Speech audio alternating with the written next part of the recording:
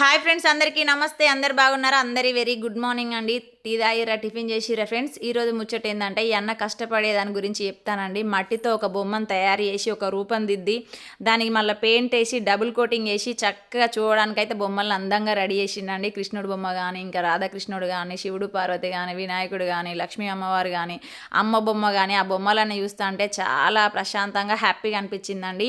ఎందుకంటే కష్టపడే మనస్తత్వం ఇలా ఉంటుందండి. వాళ్ళకి ఎంత కష్టం అనేది నేను ఒక 10 నిమిషాల నుండి చూసిన, అయినా కూడా వాళ్ళు ఇష్టంగా చేసి అమ్ముతురండి. వీటికి ఒక 200, 300, 500 అలా రేటు ఉంటుందండి. మనం అయితే తక్కువ చేసి అడుగుతాం కదండి. నిజంగా వీళ్ళకండి మనం హెడ్సప్ చెప్పాలి. ఎందుకంటే కొంతమంది చీటింగ్ చేసుకుంటా కూడా బతుకుతారండి ప్రపంచాన్ని. అదొక బ్రతికే కాదు నా దృష్టిలో. ఎందుకు అంటున్నానంటే ఇట్లా కష్టపడే మనస్తత్వం ఉన్న వాళ్ళు రోడ్డు మీద అయినా సరే అండి కష్టపడుకుంటా బొమ్మలు అమ్ముకుంటా బతికినా కూడా వాళ్ళు చాలా నిజాయితీగా బతుకుతురు. ఇదే అండి శివుడు పార్వతి బొమ్మలు కానీ ఇవన్నీ చెప్పాను కదా ఇంతకుముందు. ఇది లక్ష్మీ అమ్మవారు. ఈ ముచ్చట ఎందుకు చెప్తున్నానంటే పుషమ్మ అనటామా నిన్న నా కామెంట్ పెట్టింది ఒకటి, అక్క తమ్ముళ్ళ గురించి చెప్పిన దానికి.